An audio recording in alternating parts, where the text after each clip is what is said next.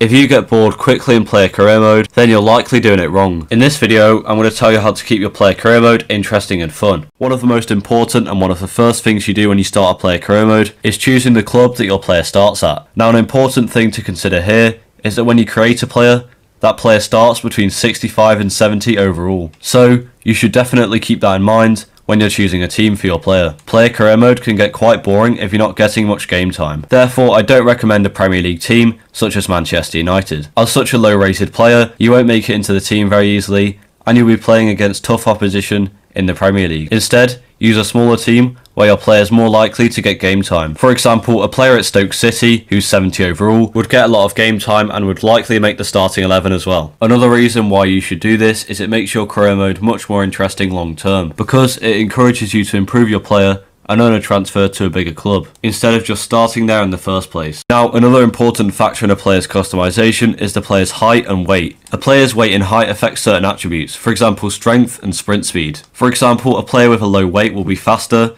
while a player with a high weight will be stronger. You might not want to customize your player fully, however the height and weight are important as they affect a player's performance. I'd recommend customizing a player's height and weight according to their position. So for example, if your player's a centre back, you should make them tall and heavy. Now, you need to make sure you choose your player's position carefully. If you choose a bad position, then your player career mode will be really boring. It's best to play as a striker or winger in player career mode if you want to enjoy it the most. Playing as a midfielder isn't that bad, but avoid being a defender and definitely avoid being a goalkeeper. When deciding a player's position, just remember that you're going to have to use that player every single game. So as soon as you load your career mode after customizing your player and choosing your club, make sure to have a look at the activities page. Now on this page you'll have decisions, shopping and investments. Now when you're early on in your career mode, don't worry about investments, but make sure to take a look at decisions and shopping. Now every so often you will unlock a decision.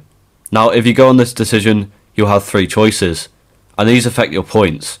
There are heartbeat, virtuoso and maverick points. These points affect how your player grows and can make the game much more interesting. So every time you get these points, it affects your player's personality, and your player's personality affects which stats grow the fastest. For example, a player with a maverick personality will grow the most in pace and strength, while a player with a heartbeat personality will grow the most in passing. So you should consider this when you make decisions. It's a new feature that makes player career mode feel more interesting. It's also worth looking in the shopping section, where you can buy things using your wages. These boost your personality points, but they can also boost your stats such as jumping and strength and stamina. The next tip is quite a simple one. So when you're playing a game in your career mode, instead of playing as the whole team, you should play as just your player. In my opinion, if you want to play as the entire team, you might as well just play manager career mode. Playing as only your player can be quite fun and interesting, especially if you're playing as a striker or winger. It's a feature that's exclusive to player career mode, and the added difficulty of keeping your player in the right position makes it more challenging.